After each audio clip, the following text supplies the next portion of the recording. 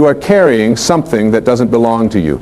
Right now, in this very moment, you are holding on to thoughts, beliefs, and fears that are not yours to carry. They were handed to you by others, picked up along the way, and you've been lugging them around like heavy suitcases on a trip that was supposed to be light and free. The most powerful thing you can do right now is put those suitcases down. Stop carrying what was never meant to be yours. Stop living other people's dreams, other people's fears, other people's expectations. The freedom you seek, the peace you long for, the joy you deserve, it's all waiting for you on the other side of letting go. You see, most of us spend our entire lives trying to control things that were never ours to control in the first place. We worry about what people think of us, as if their thoughts somehow define our worth. We stress about outcomes that haven't happened yet, as if our anxiety could somehow change the future. We hold grudges against people who probably don't even remember what they did to us, as if our resentment could somehow hurt them more than it hurts us. This is the great illusion that keeps us trapped.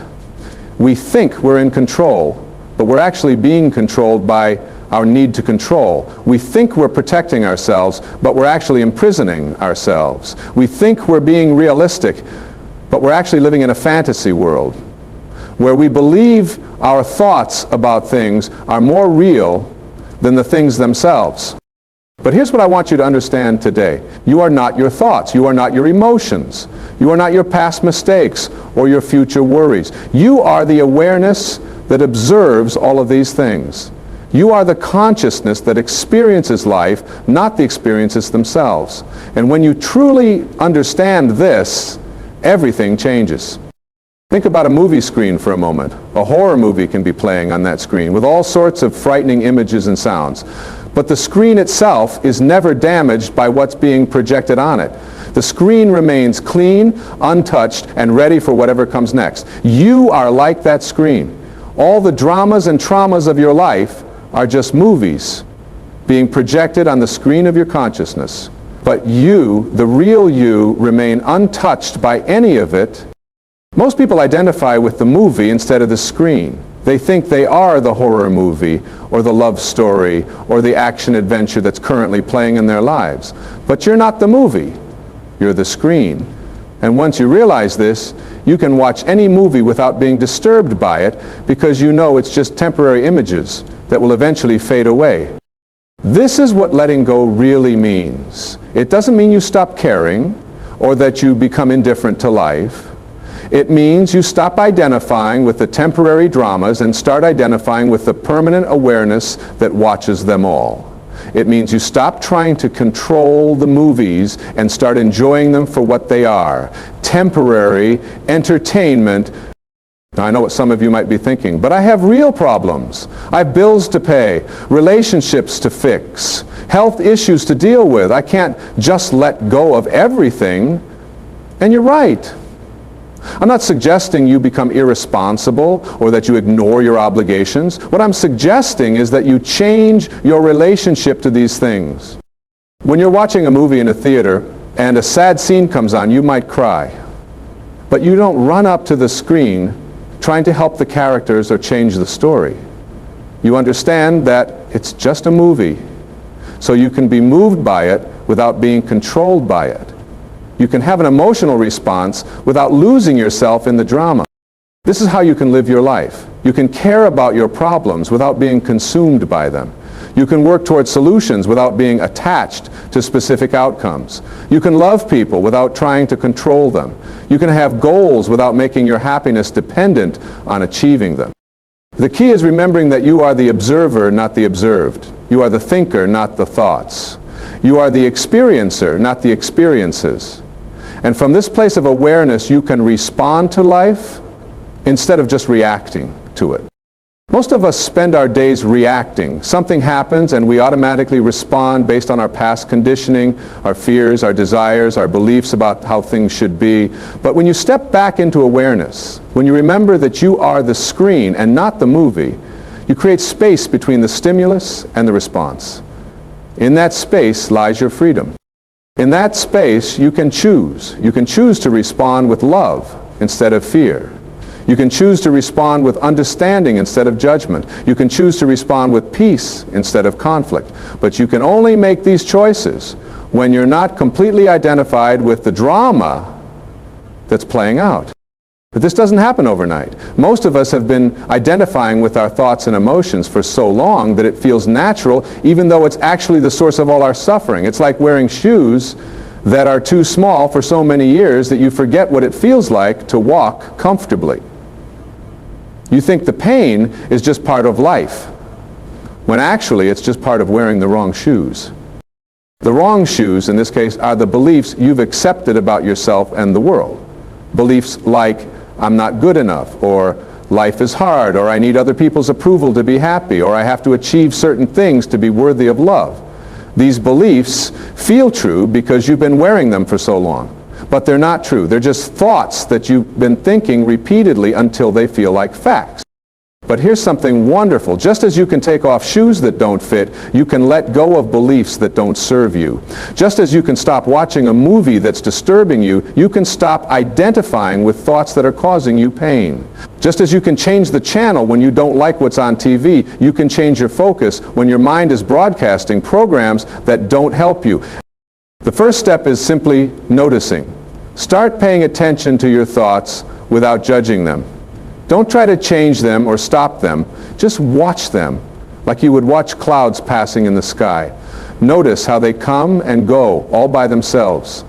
Notice how you are always there, watching them.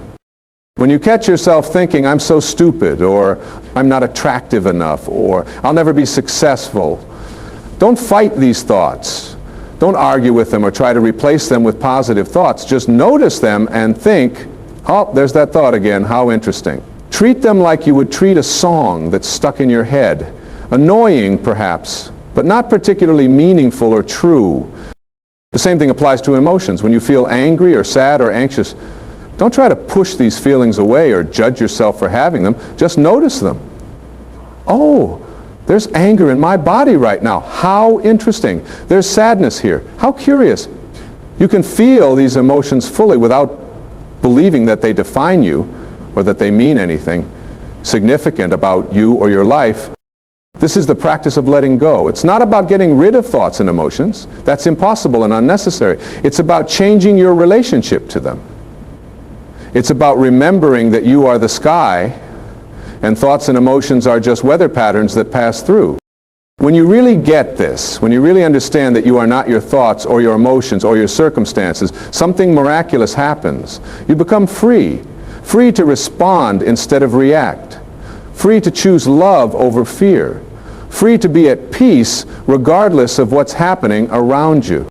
And from this place of freedom, you can actually be more effective in dealing with your challenges, not less. When you're not emotionally entangled in your problems, you can see them more clearly. When you're not attached to specific outcomes, you can be more creative in finding solutions. When you're not defending your ego, you can be more open to help and guidance from others. It's like the difference between swimming frantically against a strong current and floating calmly with it.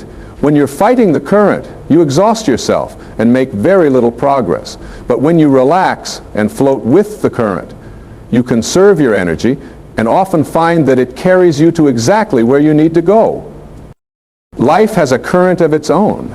There's an intelligence at work in the universe that's far greater than your individual mind. Some people call it God, others call it the universe, the Tao, source, or simply life itself. Whatever you call it, there's a force that's constantly moving things toward balance, growth, and healing. When you let go of your need to control everything, you align yourself with this force. Instead of pushing against life, you start cooperating with it. Instead of trying to force things to happen according to your limited understanding, you allow life to unfold according to its infinite wisdom. This doesn't mean you become passive or that you stop setting goals or taking action. It means you hold your goals lightly. You work toward them without being attached to them. You take action without needing to control the results. You plant seeds and then trust the process of growth, rather than trying to pull the plants up to make them grow faster. Think about how a tree grows. It doesn't strain or struggle or worry about whether it's growing fast enough or in the right direction. It simply responds to the conditions around it, reaching toward the sun, extending its roots toward water, adapting to whatever weather comes its way. And because it's not fighting against its nature, it grows strong and beautiful. You can live the same way.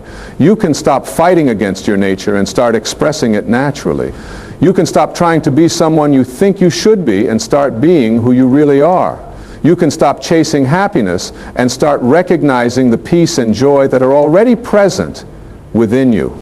Because that's the ultimate truth that letting go reveals. Everything you're looking for outside yourself already exists inside you. The love you want from others, you can give to yourself. The approval you seek from the world, you can give to yourself. The peace you think will come when your problems are solved already exists in the part of you that's aware of your problem. You don't need to fix yourself because you were never broken. You don't need to improve yourself because you are already complete. You don't need to find yourself because you were never lost. You just need to stop believing in the illusions that tell you otherwise. These illusions are powerful because they've been reinforced by everyone around you who is also caught in them. Our entire society is built on the premise that we're lacking something and that we need to acquire, achieve, or become something in order to be happy. But this is just a collective dream, a mass hypnosis that keeps us searching outside ourselves for what can only be found within. When you wake up from this dream, when you see through these illusions, you don't become different, you simply become who you've always been underneath all the conditioning. You become natural, authentic, at ease with yourself and the world. And here's something beautiful that happens when you let go. You stop trying to change other people. You realize that everyone is on their own path, having their own experiences, learning their own lessons in their own time. You stop taking other people's behavior personally because you understand that it has nothing to do with you and everything to do with their own internal state. This doesn't mean you become a doormat or that you accept abuse. It means you respond to difficult people and situations from a place of clarity rather than reactivity. You set healthy boundaries not because you're angry or hurt, but because it's the loving thing to do for both yourself and others. When someone is rude to you, instead of immediately getting defensive, you can pause and recognize that their rudeness is coming from their own pain or fear or conditioning. This doesn't excuse their behavior, but it helps you not take it personally. You can respond with compassion while still protecting yourself from their negativity. When someone doesn't meet your expectations, instead of getting angry or disappointed, you can remember that they are not here to live according to your agenda. They have their own life to live, their own lessons to learn, their own growth to experience. You can love them without needing them to be different. When someone leaves your life, instead of clinging to them or trying to force them to stay, you can bless them and release them with love. You can be grateful for the time you had together without making their departure mean anything about your worth or their love for you. This is what unconditional love looks like in practice. It's not about being a pushover or accepting everything that happens to you.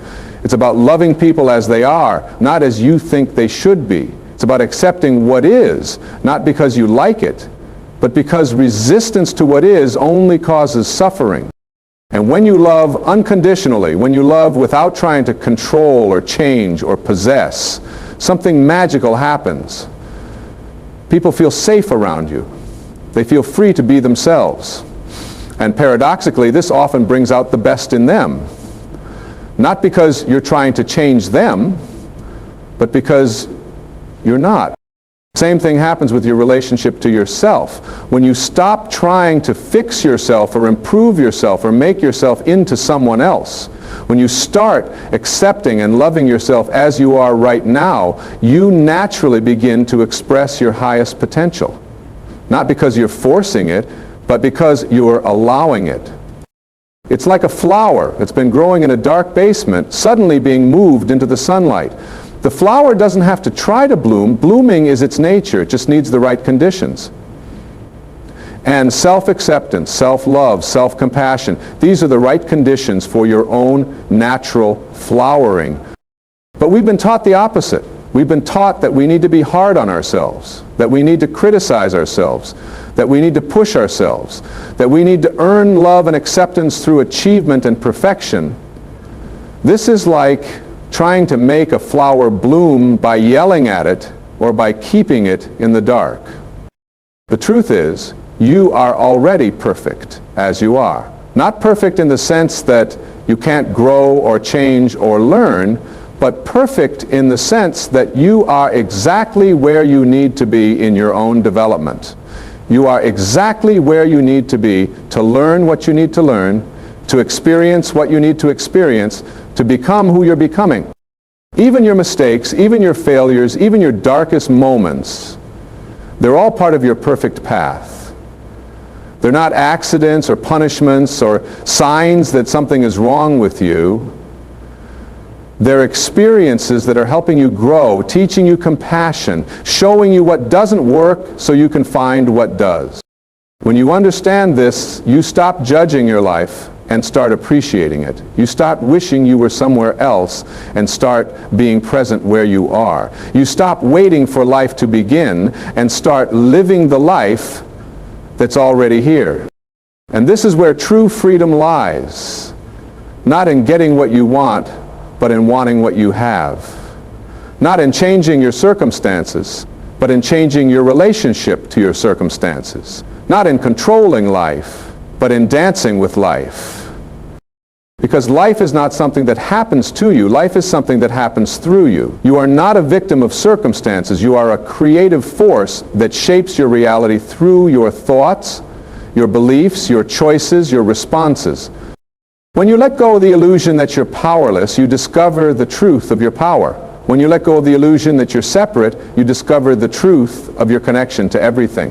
When you let go of the illusion that you're lacking, you discover the truth of your completeness. This is the freedom of letting go. It's not about giving up or becoming passive. It's about giving up the struggle against reality and becoming active participants in the flow of life. It's about releasing the tight grip of control and opening your hands to receive whatever gifts life wants to give you. And life wants to give you so much. Life wants to give you love, joy, peace, creativity, growth, connection, meaning, purpose, beauty, wonder. But it can't give you these gifts when your hands are clenched in fists, trying to hold on to what you think you need or fighting against what you think you don't want. Open your hands, open your heart, open your mind. Let go of what no longer serves you. Let go of who you think you're supposed to be. Let go of what you think life is supposed to look like. And in that letting go, you'll find something far more beautiful than anything you could have imagined or controlled. You'll find yourself, the real you, the you that exists beyond all the stories and roles and identities you've been carrying around. The you that is pure awareness, pure love, pure potential. The you that has always been free, even when you believed you were trapped. This you doesn't need to be fixed, or improved, or completed. This you is already whole, already perfect, already free. This you has been waiting patiently for you to stop looking elsewhere and come home to yourself. So come home. Stop the searching. Stop the striving. Stop the struggling. Come home to the peace that is your true nature. Come home to the love that is your essence. Come home to the freedom that is your birthright. The door has always been open. You've just been looking